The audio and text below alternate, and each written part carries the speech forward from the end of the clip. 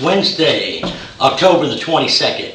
Lake level is right at 912. It's actually come up a couple feet since my last fishing report. Sorry about no fishing report last week. I was down in Texas at Sam Rayburn, and man, fishing was tough down there. It took like 9 pounds a day to make the top 6 out of 150 anglers. So I actually think the fishing's a whole lot better here.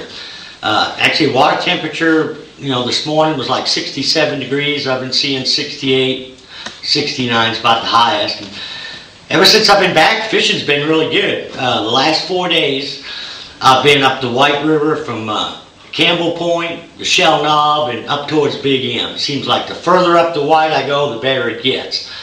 Now, most of the fish I'm catching are deep. I'm catching them on a drop shot and a spoon. I think the thermocline up there is kind of broke up, and what it's done is caused a lot of them fish to go a lot deeper than what I had been catching before I went down to Texas.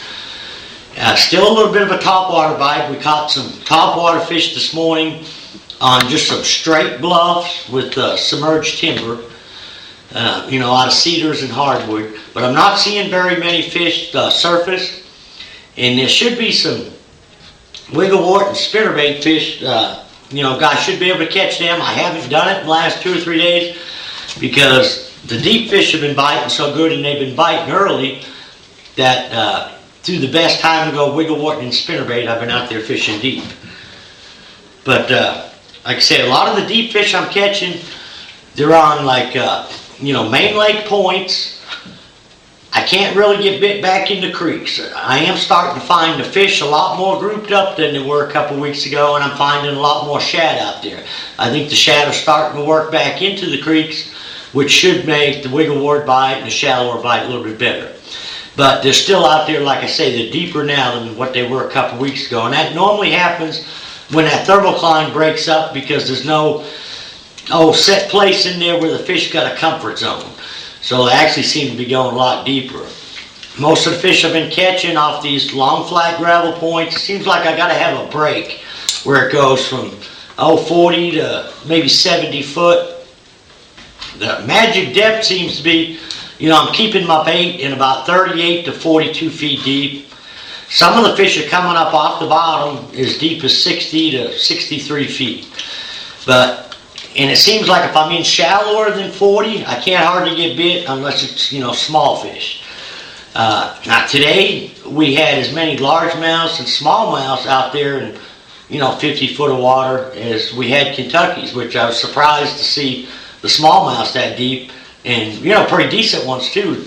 The better fish I caught out there today was on a spoon, but I didn't get as many bites on the spoon.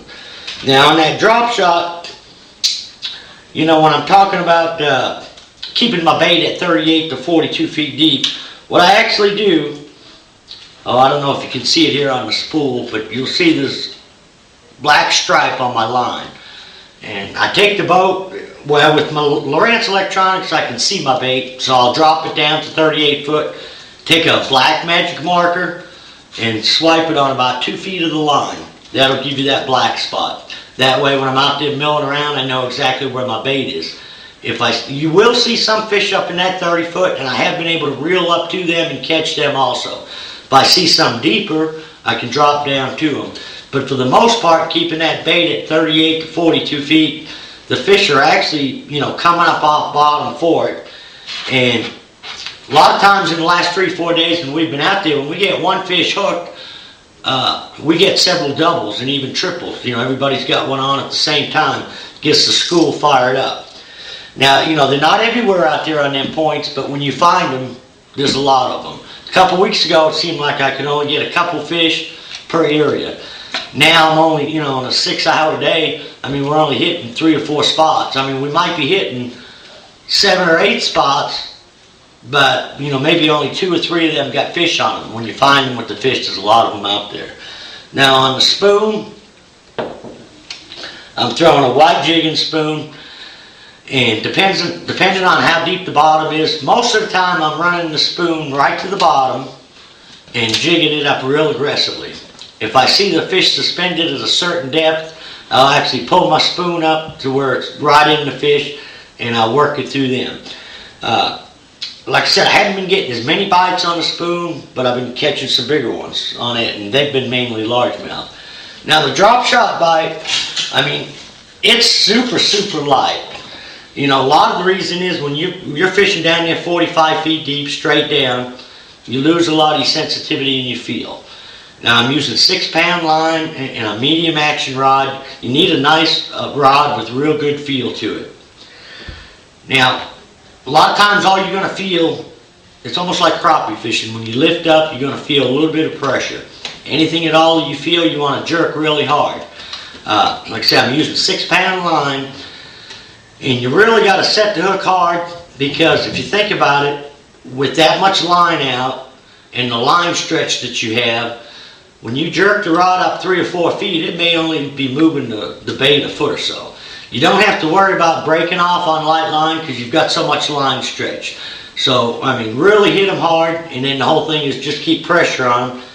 And with this little Gamakatsu circle hook, once you get that in them, they're usually not going to come out as long as you get tension on them. And I like to use a 1/4 ounce weight, even fishing that deep, if the wind's not blowing too bad. I feel the lighter the bait, it's a little bit easier for me to pick up the bite. Sometimes when you're lifting it up and let it go back down, if your line goes slack, the fish is already on the bait. What he's doing, he's coming up from underneath it, so you can't feel the weight, and your line will just go slack on the top. If you see that, don't even think, just jerk. Now, a couple weeks ago, I was having to get over a lot of deep trees. I hadn't done that the last 3 or 4 days. I haven't had to. They've been out there, you know, like I say, more on the gravel flats, on the points. And one of the keys is you're almost looking for like a V, where you've got a point that's got deep water on both sides, and I'm having to get out close to the edge. I don't necessarily have to be on the point, I just have to be on the break line. I might start halfway back on the point and work around to it. Just depends on what the depth is. Don't be afraid to work out to as far as 70 foot. But the one thing I have found, once I've found these fish, they've been there every day in the same spot, you know, give or take a couple 100 feet. So, you know, that's going to do nothing but get better. And as the water cools down a little bit more, the more that water cools down, we're going to start seeing more shallow fish.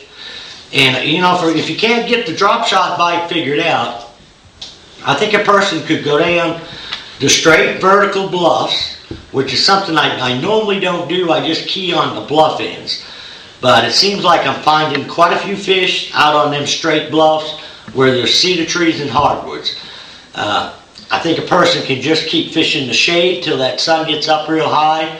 You know, throwing like a Zara spook, a yellow magic popper, or even a spinner bait if you get a little bit of breeze. Most of the fish I caught today, or that we caught, didn't so much come out of the trees that we could see. They came out of the next drop where you could see them under the water, but they weren't above the water. They were out on the outside edge of the tree line. But there seem to be several fish out there. So till next week, good luck, good fishing.